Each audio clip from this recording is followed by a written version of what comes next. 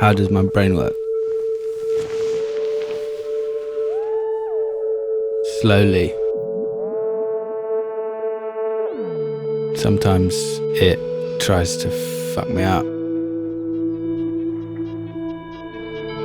Sometimes it's great. Sometimes I feel like I'm a genius.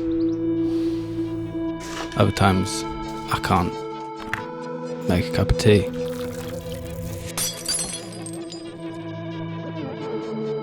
But I think that's the same for everyone. I hope it is.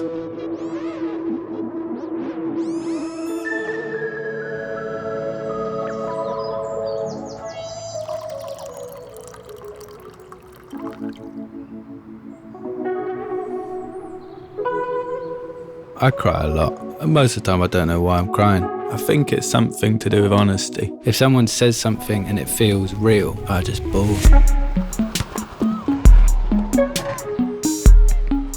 Because I think the more honest you are with yourself, the more people can empathise with that. Because everyone has the same fears. I guess it's like a brief glimpse that you're not alone or something. In conclusion, I cry when I feel like I'm not alone, also when I feel like I am alone. So, all of the time. Everyone always uses the word gentrification, but I don't think it's gentrification, it's generification. Just every high street in London, exactly the same now. Everyone getting pushed further and further out for suits and glass and chrome, and it doesn't seem to have sunk in. Money isn't it. Things don't fill the void. Like, the happiest I've ever been is when I had a toothbrush and I lived in squats.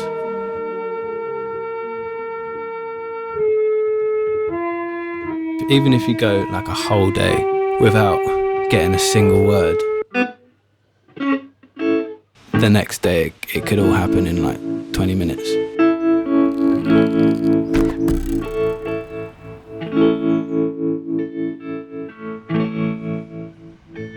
It's maybe only like 0.004% of the time. The rest of the time spent smashing your head into a guitar.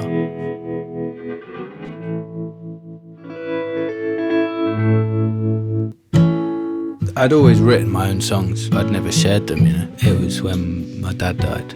Just spent every minute of the day I had writing and recording. My dad always wanted me to make my own music. The emotions at that time in my life was so visceral and so on the surface that it just came so easily and felt so natural and right. Because it's such an undeniable emotion. Loss, but also love for this person's life. It's a really tangible, genuine emotion. Ever since then, that's where a lot of the time where I'm trying to get, where it feels genuine and the emotions feel real. But I guess also you get that from love. It's such a clear-cut emotion, isn't it? Because everything's so confusing most of the time. Half the time I never know how I actually feel. It seems like now more than ever you can't just make music. As a musician, it has to come with this cult of yourself. Social media is like having your biggest fan in your pocket all the time. He wants to know what you had for breakfast. He wants to know what your favourite biscuit is. Tambourine, to play that well, it's like decades. You fuck up one hit, you fuck up everyone. Tambourine and shaker, the place you go when you're trying to do a shaker for a whole song. It's like the Bardo planes. You're just on a different planet. It's amazing.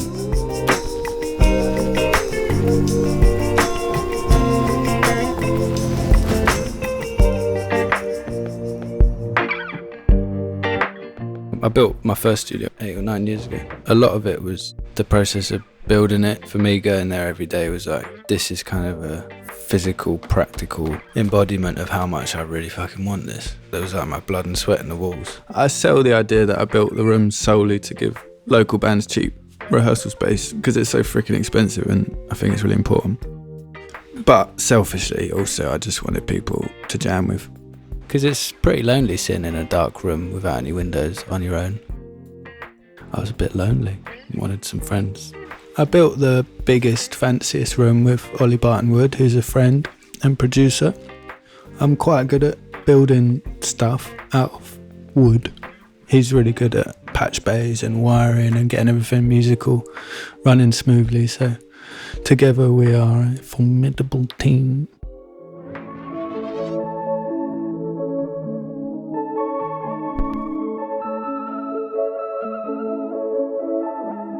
I really like fixing broken things. Makes me feel like I'm like getting up on capitalism or something, getting one up on it.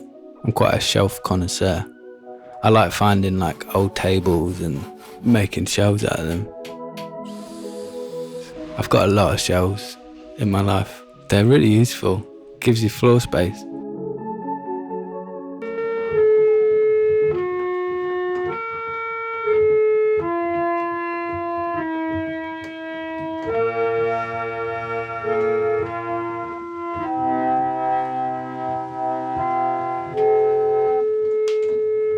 I don't see a point in doing music if it hasn't got a point. My aim with it was always to make like quite accessible, catchy songs, but then put lyrics that have a reason to exist. That was always my aim, to try and get in people's homes through the back door, under the disguise of catchy pop, and then ask them why the hell they tolerate this the way it is, instead of just, I really like this girl.